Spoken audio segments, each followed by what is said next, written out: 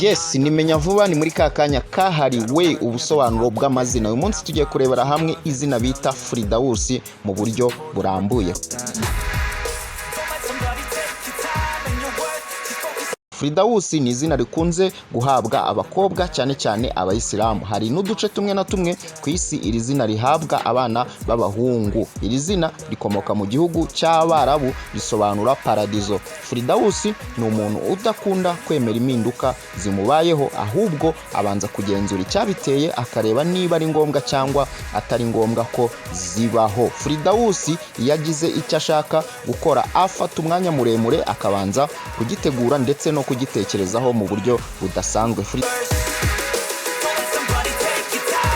Fridaus akunda kubahiriza inshingano ze ku buryo akenshi usanga ahangayitse kugeza igihe azishyiriye mu bikorwa. Abitwa ba Fridaus ni abantu baha agaciro inshuti zabo. Ikindi kandi Fridaus akunze kuba umunyempano mu ikoranabuhanga. No kuvuga abitwa ba Fridaus bakunze kuba abanyempano mu ikoranabuhanga rigezweho. None iyo bigeze mu rukundo, abitwa ba Fridaus bakunda gutanga ibitekerezo byiza, gusa nanone ntibakunda kugaragaza amarangamutima yabo mu buryo buhambaye, ku buryo bisaba abo bakundana kubanza kwakira uko bateye kugira ngo badakeka ibindi.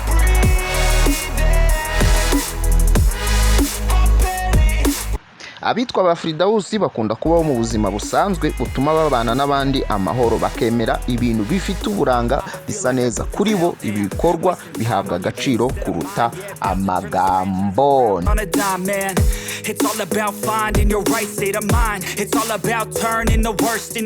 Nimenya vuba TV twarabiyemeje, twarabihaye, kandi koko ntabwo tuzigera tubatenguha n'umunsi n'umwe. Niba ushaka izina runaka twagusobanurira, twandikira muri comment. Nugenda kore share, like.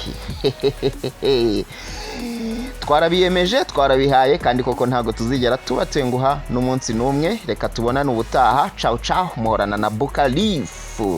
Bye bye. And your worth, just focus on yourself first. Don't let somebody take your time and your worth, just focus on yourself first.